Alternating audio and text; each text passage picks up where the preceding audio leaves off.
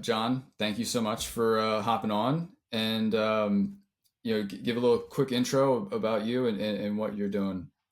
Yeah, absolutely. Thanks for having me, Seth. I appreciate it. So, John Kennelly, I run a small business called F3 Collective. I support founders with storytelling and kind of a wide array of client-facing, kind of revenue-generating services. My background is largely in the tech startup space. So, coming out of college, I did a brief stint at Accenture doing consulting. And then 2011, I was living in San Francisco, kind of in the heart of Silicon Valley, exposed to everything that goes along with that, and just really found myself craving to get involved in that world. Everybody I knew worked for a startup. They wore shorts and flip-flops to work every day. They played beer pong at their office. When you're 23 years old, that's the stuff that seems important. It sounds awesome, yeah. And so, yeah, that kind of really had me interested in the startup world. So took a leap of faith, went for, took a giant salary cut, took a SDR role at a startup, and just sort of dove in headfirst to the world of sales in the tech world. First startup that I worked for got acquired by Google 15 months later. So, probably a double-edged sword there. I think I maybe got the impression that startups were a little easier than they Yeah. actually are. Did a couple other startups. Another one of those was acquired by Apple. So two of the first three, we had a Google exit and an Wow, Apple you got the exit. Midas Again, touch, John. yeah, well, I mean, I haven't been part of a startup exit since 2015, so that seems to have worn off at some point along the line. But the bulk of my career was spent co-founding a company in 2015. We were a retail as a service business called Beta. We grew that company to about $20 million in ARR pre-COVID. That business, for a variety of reasons, was sort of uniquely poorly set up to survive COVID. So spent about a year and a half trying to pivot and keep that business alive, but that ultimately shut down in February of 22. And now, really have tried to take all the learnings from that experience over that kind of decade or so, and extract basically the parts of sales and kind of being a founder that I enjoy the most, and help founders and executive teams really tell their story. I think the consistent thread I've found is that storytelling and kind of putting the right message out there can be challenging if you're a founder in the thick of it. And so Mhm. sometimes it takes that kind of outside set of eyes to do that. So that's what I do now, and definitely looking forward to talking to you because I feel like you and I have very complementary skill sets. That are very key parts of running a successful business. Absolutely. Yeah, I think the messaging part sometimes it's like probably for someone like yourself, it seems like, oh, this is easy, this makes sense to me, but for me, I always struggle with being able to, clearly get that message across in a way that's easy to understand. And so I'm working and I'm trying. What are some of your secrets or just ways to attack your value proposition? To deliver that message that connects with the person on the other side. Yeah, absolutely. So the first thing I want to say, ironically enough, I think it's the hardest to tell your own story. And the reason I say Yeah. that is I even struggle articulating that value on my own website. And that's what I do, right? So I think, I'm sure neuroscience can maybe explain to me why it's the hardest to do this for yourself, but it's something that I could do on a stranger's website. In 30 seconds, I could rewrite the copy on somebody's website. And yet, I constantly receive feedback that my own website is confusing. So don't, I try not to lose sleep over that. But I think to answer your question, it all begins with starting with a problem, right? Validating that problem not only exists, but it is real and strong enough that someone's going to be willing to pay for it, right? I think, especially in the world that I come from, kind of tech, I think there's a lot of solutions out there in search of a problem, right? Someone builds something because whether it's kind of AI, LLM related or what have you, a certain technology exists. I've said this quote way too many times, and it's kind of a nerdy quote, but there's a great quote in Jurassic Park. Jeff Goldblum says, "Your scientists worried so much about whether or not they could, they didn't stop to think about whether or not they should." I Yeah. think a lot of founders could really take that to heart, which is as long as you start with a problem, right? You have some conversations, validate that this problem exists in the market, then you can position your solution as the answer to somebody's problem, right? I think when it comes to telling your story and getting the right message out there, it has to be problem first, right? Mhm. Problem first, then comes really defining specifically who has this problem, and then from there, right, making sure you hone that message and you show up where that customer shows up, right? I think Yeah. that's really key. Is once you start with the problem, you figure out who you're solving it for. Additionally, how is that person solving it today? I think another thing that folks struggle with is they want to position themselves as first of its kind or never before seen or things of that nature, which sound really cool. But the reality is, people want to connect what you're doing with something they already know, right? Maybe something that they already spend money on, right? I kind of take the opposite approach to competition. I think if you have a competitor to go after in your business, that's a great thing because they've already done the hard work of validating Mm. product market fit. Someone's already paying for their service. That's a shortcut, right? You can come in and say, hey, we're better than XYZ, and here's why. So I think that's kind of part of this telling your story. It's okay to talk about your competition because it's going to make it easier for people to understand what it is that you do. Yeah, building a common thread, having that connection that someone is going to be able to understand. If you have to explain what you do, if you have to educate the person, the buyer on the other side, you're already at a disadvantage. So being able to look at it from that perspective of what are they doing now, and how am I going to make that better? What's in it for them? Am I going to cut costs? Am I going to be able to accomplish the same thing with for less money? Am I going to be able to do it faster? So they have more time to work on their business. Um, if you can't articulate what's better than what they're doing now, then are you really solving a problem? I think that's a really good point, especially if you are in this situation where you've come up with this really cool software. Um, well, anybody can come up with cool software that does cool things, but is it something that is going to be like, oh yeah, that's cool, or wow, this is going to change my business? And I think if you are able to do something that does address something that the business drives value to the point that it's going to matter to their bottom line, that's when you have something that actually solves a problem. Yeah, I think you called out saving time, right? I kind of think, any pitch sort of boils down to you're selling money or you're selling time, right? And Hmm. time and money are very connected, right? Our Yeah. time is money. So I think any solution can really be boiled down to, hey, I'm going to save you money or make you more money, right? One or the other. Or I'm going to save you time, which obviously, especially if you're a founder, your time is precious, right? Every hour you can save in a week, there's tangible ROI to that. So I think, Hmm. it comes down to, right, how am I selling time or am I selling money? But usually, no matter what it is that you're selling, if you can't succinctly explain how you're selling time or selling money, that could be a huge problem. Yeah. I think a lot of founders would certainly relate to that. And um, it's still sometimes it's hard. It's hard for me. I'm still trying to get better at it and work on it. Um, but you're right. It is hard to tell your own story.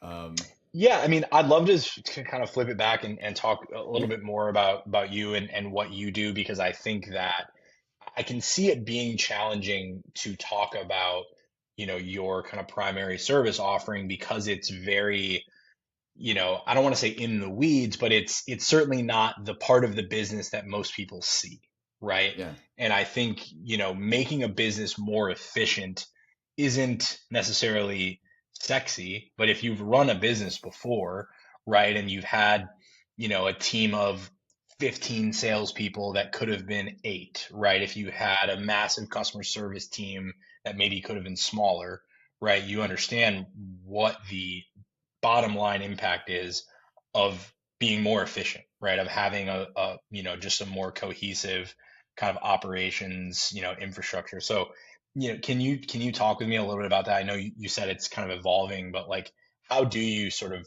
position that, and what have been some of the challenges with that? Yeah. The thing that I've really landed on for me is like this idea that if you are the only person that can do something, if your business can't survive without you, if you're the only one that knows how to sell, or if every decision has to cross your desk, that's a job. That's not a business. And so you get to a point where every founder starts out that they are the guy, the person that does everything. But if you're trying to evolve that into a business, well, now you have to be able to recognize when you're at a point where you're able to step back and start to delegate some of those things. Otherwise, you'll never have the time to work on a strategic vision for the future. Um, so if you say, all right, I am at, I don't know, 3 million in revenue, I want to get to 10. Um, well, how are you going to do that? Oh, well, I don't know. I'll just hire more sales reps. I'll hire, it's like, okay, Usually the that's, answer. yeah. And because it's easy, it's straightforward. I hire somebody, I now have more capacity. That lines up with reason. But if you take the time to do, like you said, and I've said this too, it's not sexy, right? Take a look at your organization. What are you doing now? Get a 10,000 foot view. Um, be able to understand what happens between meeting a prospect to getting paid, and find out where the bottlenecks are. Find out where you can refine something. Find out where you can take something off of somebody's plate and give it to somebody else. Right? I took sales reps that would do everything, and then took away some of their responsibilities so they could continue to focus on sales. Well, now they can sell more, right? If someone is now handling a lot of the admin work or manual tasks that you have to do in the past, now you can focus on what your core objective is, and that's to drive revenue. If you're in customer service, well, how do I make sure that you're on top of every single order? Well, I give you a transparent workflow so that you can see where all the orders are at a glance. And if something falls through the cracks, bells and whistles go off. So being able to simplify roles and responsibilities so that people are more focused on what they're working on, then you can start to make that more streamlined. So yeah, I mean, there you go, right? You're selling Yeah. time, right? Yeah. It's You're absolutely also, time. there's a revenue component to it as well, right? But you just nailed it there, right? If somebody, let's assume someone works 40 hours a week, right? And they're spending 10 hours a week on a manual task, and you can help them automate. Okay, well, hey, there's 10 more client meetings maybe they can have that week, right? Hmm. And you can clearly draw a line to revenue there. So in that case, it's kind of time and money, which is ideal, obviously. I'm curious if you have something that I struggle with a lot that I don't do really at all for my business, which I'm sure is my detriment.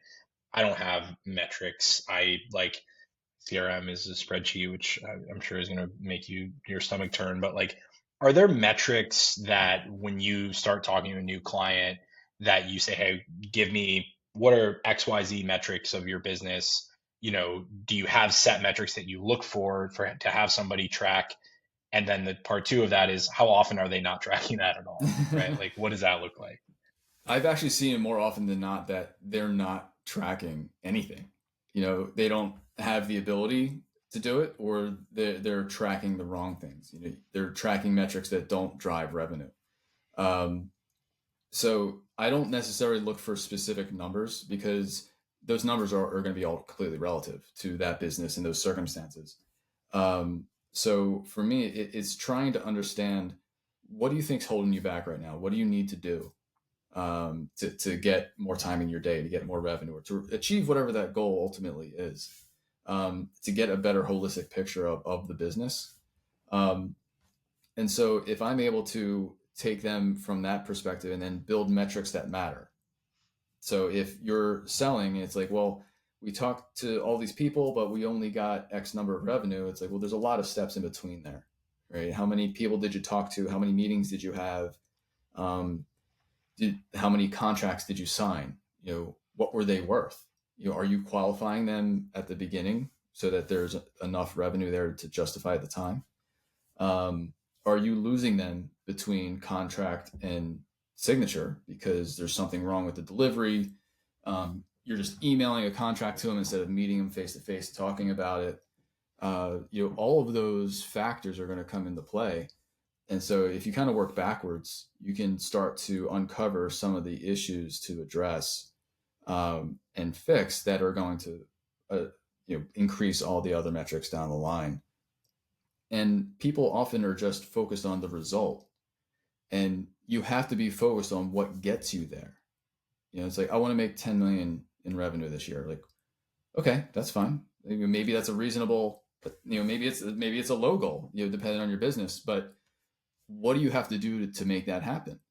Well, I have to make X number of calls. I have to take Y number of meetings, and I have to close Z number of new clients. Those things all work themselves out. I had just something you said that reminded me. My first like startup sales job, our people had post-it notes on their phone with the calculated, this is how much money I make every time I pick up the phone, right? So it'd That's be like, awesome. whatever the number was, $3.48, right? If we had to make a ton of Hmm. calls to, close deals, like, I'll never forget that image in my mind. And, I'm gonna date myself because this is when we all had the same like Cisco desk phones Yeah, that I yeah. know you're picturing in your head right now, right? Like, that was sort of taped to the phone, right? But um, it worked, for the Yeah, reps, it was very, it made it tangible. Like, okay, like, my effort equals money. So every time I pick up the phone, like, I'm one step closer to closing a deal and making money. So I think, having, your ability to sort of make it tangible, right? I think a lot of times, people get sort of lost in, well, you just need to make more calls and hire more reps and have more mhm. meetings, and, that'll lead to results. But, and I'm saying this as someone who's totally guilty of it, right? I'm not quantifying that, right? Like, Yeah, okay, like, truly, what does the process look like? Where are the leaks in the process, right? Where do things tend to break down? I think especially in a fast growing SMB or a startup, right? It's very easy to just throw bodies at the problem and just say, okay, if I just do more, things will come, when the answer might actually be, hey, let's actually have fewer sales calls with better prospects, and everything's going to get better, right? yeah. A quote that I've kind of, taken over and adjusted a little bit. Elon Musk said that the best part is no part. I So, don't even know if I understand that. okay. So in manufacturing, the more moving parts you have, the more chances you have for something to break. So if you can remove a part, you just remove the fault point.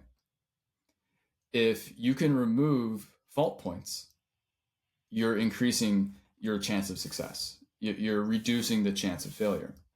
I like that. So That's really interesting. the best process is no process, or the process that has been eliminated. And I know that may sound a bit contradictory to what I do and what I talk about, but if you have a process that doesn't move the needle, that doesn't really serve a purpose, it's not helping you achieve more. Why are you doing it? What's the goal there? What's the point? And so I think the whole idea is to be thoughtful and purposeful with the workflows and the processes that you build. It has to have a means to that end, right? If you're just doing it for no reason, then you're kind of wasting time. Yeah, the best part is no part. That's super interesting. I mean, I guess as it relates to your business, right? Like, if you can take a 12-step process and make it an 8-step process, right? Hmm. That's a win, right? That's saving time. That's making somebody more efficient. Hmm. Yeah, that's super interesting. The best part is no part. Yeah, that's a good one. I like that. Yeah, and being as controversial as he is, that's a very valid point. Definitely. Yeah, I Yeah. mean, yeah, say what you will about him, but like the business, the total market value of companies he started is, you can't refute that. Yeah, for sure. Um, what about you know, and I've really honed in on this recently, is defining who your target is and being able to say, like, and people lose this, they get stuck in this fallacy that they don't want to be too narrow. And a friend of mine, actually Bobby, who I had on episode 7, if you're the sun, you put billions of watts of energy on the earth every single day. You stand out there, maybe you get a sunburn. concentrate that into a laser, now you're going to be more effective. And you can still do business with whoever you want. You can take any opportunity that comes in the door, but who are you targeting that you're going to be able to resonate with more? Who is your marketing towards? Who is your message for? Yeah, I think I'm certainly of the mind of more of the laser approach, right? I think, if you're starting a business from scratch, your first, target market is a size of one, right? You need to get one person or one company to pay for your product or service, right? Yeah. So at the very beginning, talk about being narrow, figure out how to make a product or service that one person will buy, right? Mhm. Like that's the start because without that, you're not actually a business, you're an idea, right? So start literally with who is one person I know or one person I've met or come in contact with who I think will buy this. Let's get them to buy it, right? Let's talk to Mhm. them, understand if we actually have the right solution for them and get them to buy it, right? Audience of one. If you can't sell it to an audience of one, then it's not anything, right? From there, it's slightly widening that, right? But I think obviously this also depends on the type of business that you're operating.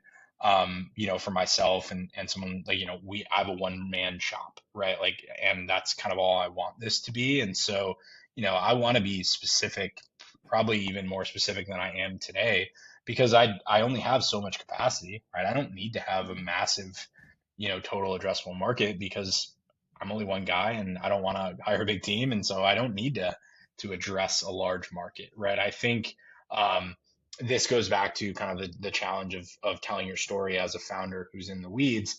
I think if you're building something, whether it's a product or a service, you have to believe in it. You have to have this level of kind of irrational confidence in yourself and what you're offering. And the natural inclination there is to believe that anybody is a good fit for it, Mhm. which is just like the kiss of death, right? Because there's no way to properly articulate your message for 7 billion people, right? You need to be incredibly specific, understand what types of words, how does this person speak? Who's my ideal Mhm. customer and what words do they like to hear and not hear, right? Like, do I need to use big words? Do I need to use small words? Like, do I need to try to impress them and get my thesaurus out and use, really, fancy words, or do I need to keep it simple? Right. I think that is sort of, a key component of this, right? You have to be specific because if you try to service everyone, you know, you're going to end up servicing no one. And I think something else you said, which is a good point, is this is all fluid as well, Mhm. right? Like, I think especially early on, we get way too concerned about who our ICP is, not realizing it's okay if it evolves over time, right? Yeah. If you start to see the market is telling you something, I mean, I'll use my own business right now as an example. Like, I started my business servicing early stage tech startups because that's where I come from. That's where I had a network. That's where I knew I could get meetings early on, and I knew how to talk to those folks. But I'm starting to find that what I offer kind of resonates to a broader audience, and there's a specific vertical that I wouldn't have expected that kind of needs support. And it's what I do is somewhat applicable to any type of business. So, Mhm. point being, right, you also have to, and this is a fine line to walk, you have to let the market kind of steer your ship a little bit, right? Yeah. You don't want to be chasing shiny objects necessarily, but to your point of you can still work with whoever you want.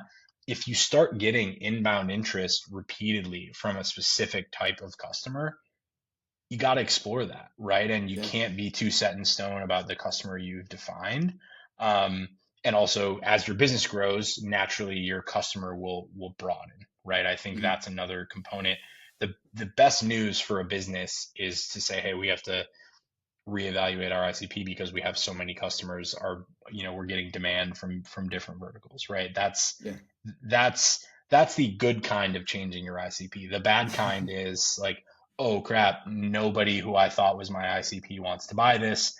I need to change my ICP. The good kind is, hey, there's this vertical we never expected and they love our offering. We should probably target them a little bit more. Yeah. Well, paying attention to not only the clients that are coming to you with inquiries, but who are the clients that you had the most success with? Who do you like working with? Who did you enjoy working with? And I think what you said is that, not getting it perfect and it's okay for it to be fluid and evolve, because so many people get caught up in thinking that it has to go through this ringer and come out like this perfect message, this perfect plan. And it doesn't. You just need to get out there and do it. Um, you need to get data, you need to get feedback, and then adjust from there. If you spend all this time in your own head, going through iterations and things, well, none of that is real. It's all theoretical.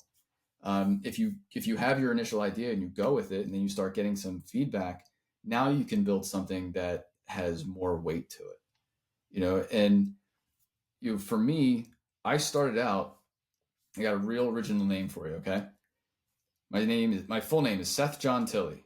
So I did SJT Consulting, right? Probably the most basic name that everybody thinks of is, all right, I'll just throw my initials in there. And I didn't like it. I didn't really have much of a logo, but hey, I went with it. And then I kept changing it. I kept improving it, making it better. And then I came up with the Hypergrowth project, and I built that brand and that marketing and continuing to build that message. I've been giving messages the whole time with varying levels of success. And so it's a matter of knowing that you're never really done. You build out these processes. Okay, it works. Now now that you're using it, where can you make it better? You got your ICP out there and you're trying your new message. Well, what are they saying to you? Are you getting a response or not? Being able to look at it, that it's a living thing, that it's continuous improvement, not, okay, now we're done. That's a shift in saying that, yeah, we can go with this now and see what happens and be okay with that.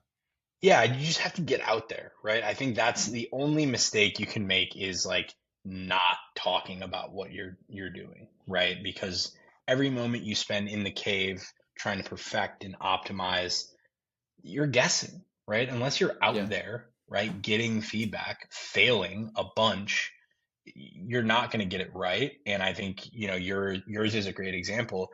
I think a lot of times, smaller businesses who maybe have gotten some traction, but still are really, really small in the grand scheme are like, oh no, we can't change our brand. People know it. People are committed to it. It's like, if Facebook can become Meta basically overnight, then literally anyone can change the name of their business and it is unlikely to impact, you know, the customer experience or, that's kind of the ultimate example of like, hey, that is that's basically, one of the most ubiquitous companies in the world. And they just decided we're going to change the name. And yeah, people had problems with it or whatever. But like, yeah, if Facebook can do that, then literally anybody can change their branding, or positioning anytime. And chances are almost no one will notice, right? Yeah. I think that's a really good point, is that it's not as big of a deal as you think to do that. Not as many people will have a negative response as you think. Um, Or any and response at all, frankly. yeah, yeah, yeah, at all. So, try it. Take a chance and see what happens. It's not going to torpedo your business. You might be surprised. I think all of these things work together in concert to be able to give a business a strong foundation. You need to know who you're trying to talk to. You need to be able to articulate, and everybody that works for you needs to be able to articulate your value proposition. Because I don't care what your title is, you're in sales. Everybody who works for the company is in sales.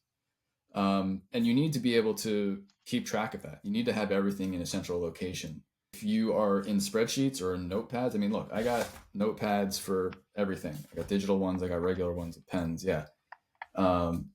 And I'm a big fan of post-it notes on the monitor, though I don't do that anymore.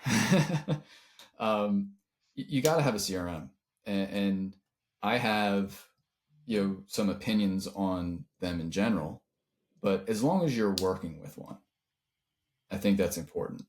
Um, if you are trying to grow a business without understanding your customer, without having the data to track if your ICP is working or not, if your new message is working or not, then you're flying blind. Your thoughts on that? Yeah, I couldn't agree more. And like I said earlier, I'm literally breaking this rule myself as we speak. I'm like, okay, I'm gonna have to ask you for CRM recommendations for a business like mine because I have to get that going. I'm not, it's like my email inbox and some notebooks and spreadsheets, and it's not just not Yeah. organized. And yeah, I agree. I mean, I'm saying this very much admitting that I'm breaking these rules right now, but like, I had a sales manager once who said if it's not in Salesforce, it didn't happen, right? Like Mhm. that was, especially if you're in a larger sales organization, I think that's necessary. But I think you going back to something you said towards the beginning about kind of relying on one person's knowledge and one person's effort, right? Like even though it's just me, I'm not running a giant business. Like I'm putting a lot of pressure on everything in my brain being able to be retrieved from my brain, right? And Mhm. that is imperfect, right? It's working okay, but it becomes foolproof if it's all written down, right?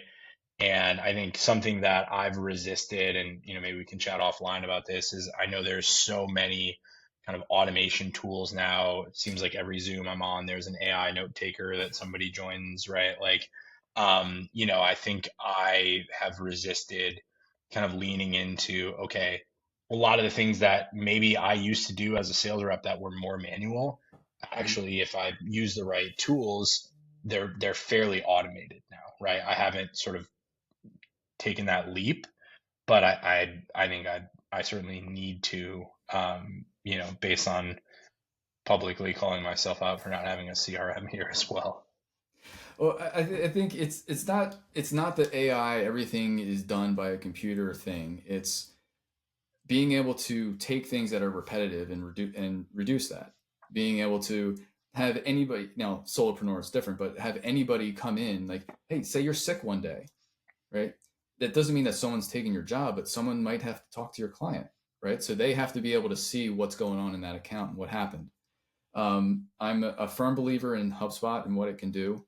Um, I've been on the platform since 2017 as sales service marketing certified and as an administrator. So I've implemented it for my business, for my clients' businesses over and over again. And it continues to just be the one that's easiest to use, has the most connections, and is reasonably priced on the sales and operations side. Marketing gets a little excessive, but um, you can use for a solopreneur, you could easily use the free version. And just that by itself, you're going to get some benefit out of that. If you want to get some additional bells and whistles, it's $15 a month to get the next level up. And there's a bunch of options like that. Um, Zoho is, has always been the cheap one that works for everybody, but Zoho even came out with a simpler one called Begin for really small businesses that are to ease into a CRM. I think Salesforce is a complete waste of time and money, Very personally. much in agreement with you there. Yeah, I implemented and administered an instance of that, and it's like, I mean, for if you're a gigantic enterprise and you have the means to put the resources behind it to make it do what it does, that's great. But there's other solutions where you don't have to invest all that.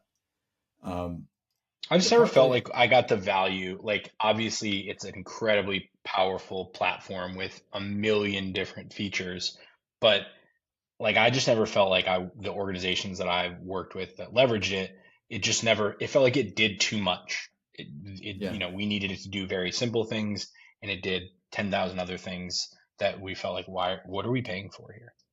well, that's the trap, right? And that's why you have to go through the very unsexy process of mapping out what you do and how you do it. You have to write it down. Um, and only when you actually understand that part of it can you build a system that makes sense and provides value to you. Um, and if you're trying to make it do 1,500 things, that's hard to define the value of each of those things. Like, get it to do very simple things, like track your emails, uh, reduce manual entry, right? Every time I send an email to someone that isn't in my contact list, well, now it's in HubSpot. I didn't have to enter them. It just goes in there. And then HubSpot scrapes the internet based off of their domain name, populates information about the company they work for. Um, and now you can track your interactions with them and anybody else at the company. You can simplify your email operations. You can get rid of Calendly and all the other calendar options because HubSpot has one built in. You have native reporting as well. So you can have those metrics. You can see them transparently, and everybody on the team can work off of the same report. As opposed to being something opaque for management. I think that is a big distinction. Is CRM is for the salespeople, for the individual contributors, that provides information to management. It is not a management tool, and people misuse it that way. That's where you see a huge drop off in adoption and benefit from. Yeah, that's certainly been my experience as well when I worked for large organizations. Yeah. This was a great conversation, man. It was really good. I think we touched on a bunch of points that are super valuable to small businesses and solopreneurs. I know we have a lot of friends that are trying to do that. Any other thoughts that you had on your end? No, I mean, I can tell you I'm gonna get off this call and go sign up for free HubSpot. So, Yeah, if nothing else, you did a good job of preaching the gospel of HubSpot and of CRM, and I think if I'm taking one thing away from our conversation that people watching or listening can take is I think doing something is always better than doing nothing, right? yeah, If you're trying to bring something to market, if you want to validate something, if you want to understand who your customer is, if you want to overhaul your CRM and your operations, right? Like do something, right? It's easy to get in the cave and be like, well, what if we did this? What if we did that? And do research and ask no, get out there, do something, right? Like in my case, the do something is download free HubSpot and like actually start trying to use it, right? But it's like doing something is always going to be better than doing nothing, which maybe sounds like obvious, but I think sometimes we get too in our own heads and into the echo chamber, when really you just have to be out there in the market, in the world, and that's going to accelerate results. absolutely. Well, John, F3, get your messaging done, dialed in. And thanks so much for popping and giving me the time. I really Yeah, appreciate it. thank you, Seth. I appreciate it. Enjoyed it.